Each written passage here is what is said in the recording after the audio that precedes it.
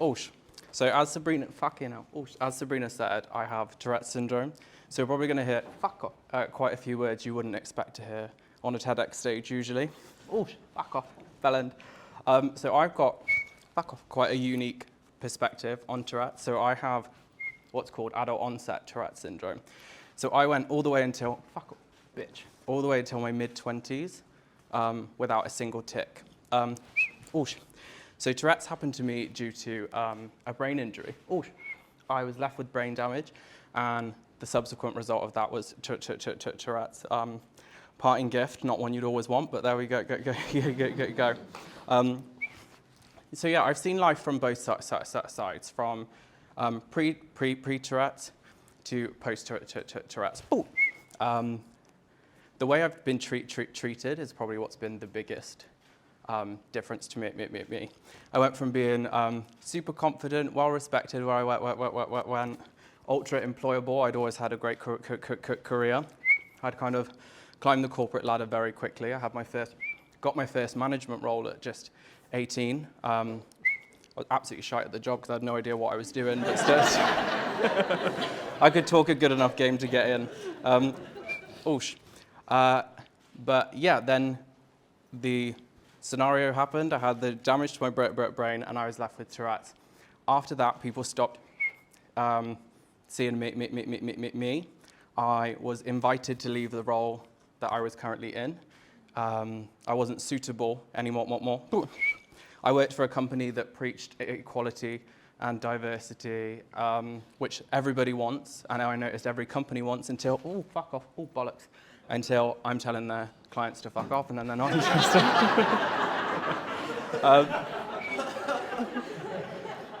So I was kind of left out on my own. I'd always put so much emphasis on my career. I have come from a really impoverished background. Childhood was pretty tough for me, so I'd strive to build myself up, and the way I did that was career, education, and anything else I could do to kind of climb that ladder and get out of the situation I was in. Fuck off, bollocks. And no, I wouldn't have to go back. But this kind of knocked me back all of those steps. I suddenly had no career. I wasn't seen anymore. Everybody, bollocks. Everybody just saw the tics. And that's damaging. The cost to me, personally, and my mental health was astronomical. I went from super confident and bubbly to so reserved that I wouldn't even answer my front door for a delivery. I hated the condition, and I hated myself. During this time, I was at a random place in my life. I kind of needed to get back to my career. I needed to do something to feel like me again. But I was also fighting this deep depression that so many people with Tourette's fight, and nobody notices. They see the tics before they see anything. Fucking pussy, see the tics before they see anything else. And it's tough.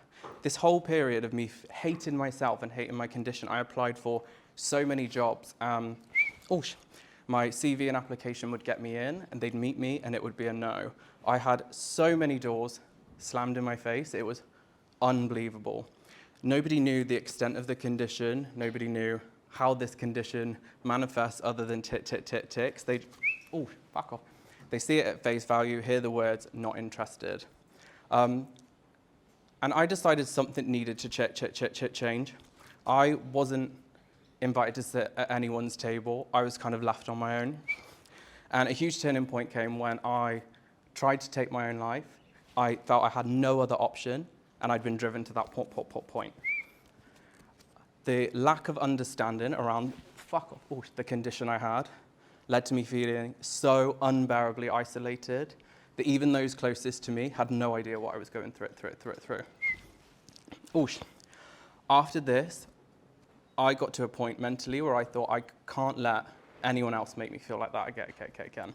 I never want to be that low. And I might not have got invited to sit at anyone else's table, so I decided to build my own.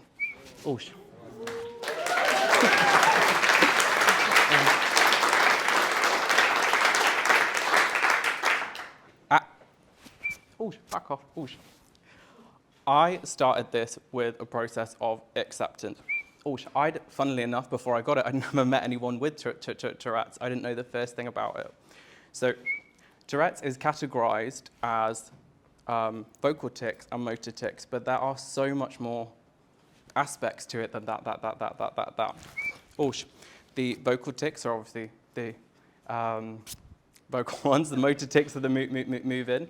But we also have fucking hell, bollocks. Complex motor tics, where I can actively pick something up and throw it. I hope this is glued down. And I'm glad I'm not holding a microphone. There's also dystonic tics, where it'll look like I'm staring off into space, and to me, it feels like I've blinked. But to others, I could be standing and staying still and not moving for anything from 30 seconds to 15 minutes. And to everyone else who sees it, it's worrying. To me, I feel like I've had a little nap, so I'm all good. Then we get into the side of it that nobody knows about and nobody really talks about and never crops up on social media, because it doesn't make great viewing. But these are mental tics. So, the way my brain sounds, so a mental tic will essentially trick your brain into thinking you're hearing something. So to me, it sounds currently like there's a siren in the background and I've got 2 or 3 podcasts playing. And for me, that's pretty much permanent, and it's just how it sounds. Every tic that comes out, there's probably about 30 in my head that I can hear before they come out. When I do get a vocal tic, there's no control from my brain to my mouth. Fucking dickhead. Oi, oi. There's no control from my brain to my mouth, so to me, it's like I'm hearing it for the first time. So it's as if somebody else is saying it. Fuck off. The severity of tics completely fluctuates depending on the situation a person is in. Fuck off. So in a situation like this, where I've got a shitload of people looking at me, they're probably a bit higher than normal. Fuck off. Oi, oi. And other days they can be completely calm, but the mental tics don't go. They stay with you throughout. So to me, it always feels like I'm hearing something. When I first got diagnosed, trying to sleep was a nightmare, as with most people with Tourette's. And this is the side of things no one ever thinks about, is it is so hard to get to sleep while you're still moving and still talking. I think it's taken a good 4 years before I actually managed to sleep through, or actually get to sleep. Even then, I'll sleep about 3 hours, and then I'll tick myself awake, have a little tick session, and then go back to sleep. But that's just what life is like with Tourette's. So trying to fit that condition into one box and find someone to employ me was next to impossible. So when I said I built my own table, I started as a VA. And the reason I did that was because, like many people with Tourette's, I thought, wow, I can work virtually. I'll never have to see anyone. Fuck off. I'll never have to speak to anyone. I can just sit in my house on my laptop. Job done.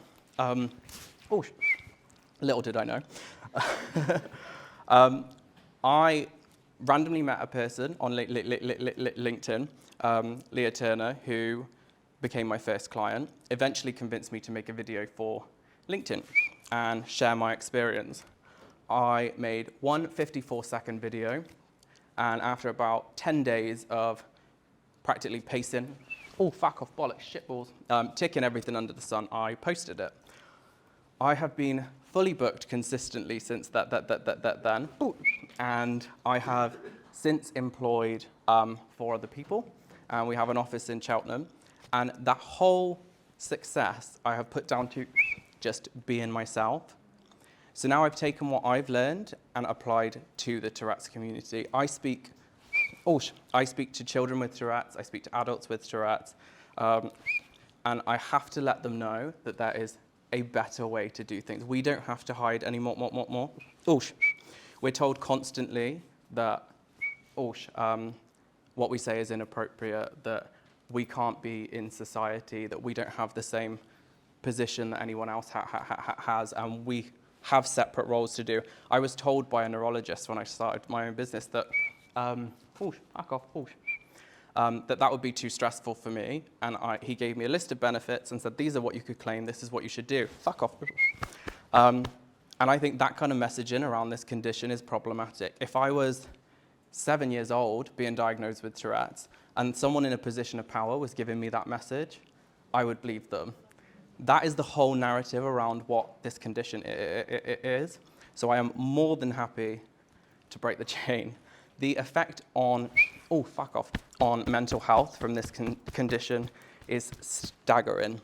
In the last 12 months, I have lost 4 people with my condition to suicide, purely based on the fact that they can't deal with life in a society where they feel like they don't fit, and that isn't going to make the allowances for them that they need. There is a massive lack of role models in the Tourette's community, and I noticed this when I was diagnosed. I kind of, fuck off, bitches, dickheads. I didn't have anyone to look up to. And after making that video and posting it to LinkedIn, which started my series of TikTok, I unofficially became that role model.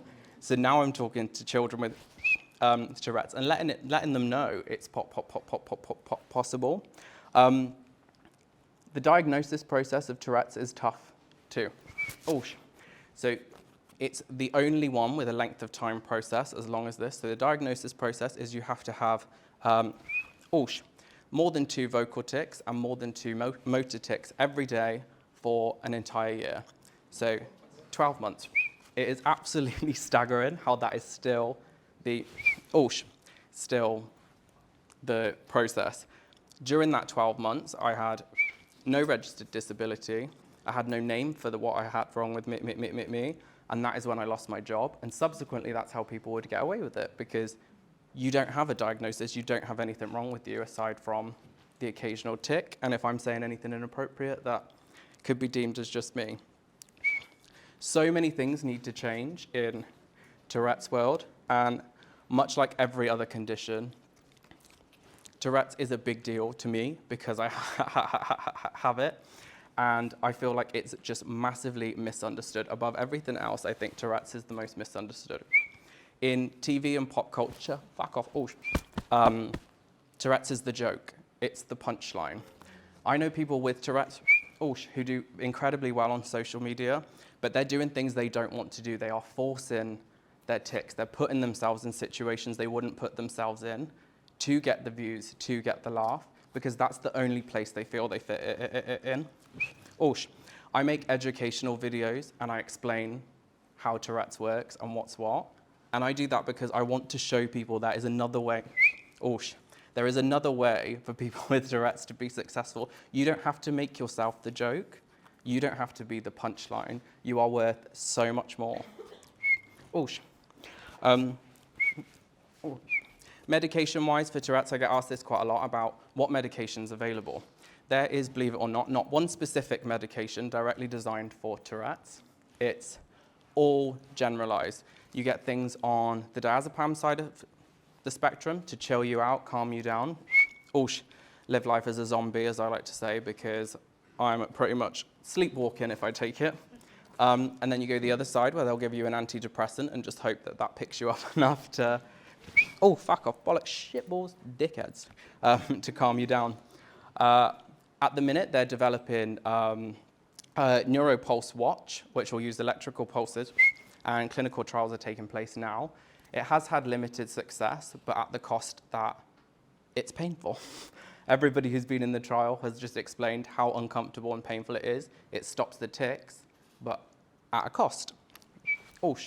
Speaking of stopping tics, fuck off. Suppression is possible to a certain degree. It's almost like if you were to hold your eyes open, you will feel that need to blink. It's like ignoring that. And the downside with Tourette's is anything you do suppress, it almost banks it. And then later on, you will pay for holding it in. And this is what I hear most from children with Tourette's. They are so embarrassed by their condition that they will go, I know 2 children who are school age, who will go an entire school day without ticking once. Once they get home, their parents are then messaging me or calling me and saying, I don't know what to do. They're having an absolute meltdown. These meltdowns are usually what's known as a tic storm or a tic seizure. All of those tics that, oh, fuck off, bollocks, that have built up during the day, during suppression, just holding it in, and general anxiety will come out in one go. These can last anywhere between 10 minutes and 7 hours. A lot of people have to be sedated once they go past that hour point because there's no way of stopping it. These, for me, personally, manifest in a way that all of the muscles in my throat will tense, my arms lock, and I can't breathe. And the only advice a neurologist could offer around that was, on the bright side, you can only tic when you're conscious, so the longest you'll hold your breath is enough to pass out. Now, I don't know if anyone's ever tried to hold their breath long enough to pass out, but it's not enjoyable. So together with Tourette's Action, who is an incredible charity that I have been an ambassador for, we are working to support not only children with Tourette's, but parents of children, fuck off, with Tourette's as well. Putting that thing in place initially to let their children know that they have something to do, you have somewhere to go, you have a place, and you are worth it. Oosh. We just say a few extra words and move a little bit more. That is it. Oosh. What Tourette's Action does, and just that little bit of knowing that everything's okay, is life-saving. It's had such a big impact on the children that have been diagnosed with Tourette's, and it is really changing lives. So actionable steps that everyone can take is to, if you meet someone with Tourette's, ask how they would like you to react to their tics. I'm fine with people laughing. I'm fine with people enjoying what I say. Fuck you, Belland. I laugh myself because if I didn't laugh, I'd cry probably. But also, it puts me at ease, and it will put that person at ease also. And the most simple bit of advice I can give you is to treat people with Tourette's like they are human. That is the number one thing, because I am treated so differently to how I was. But please just treat us like we're everybody else. Thank you.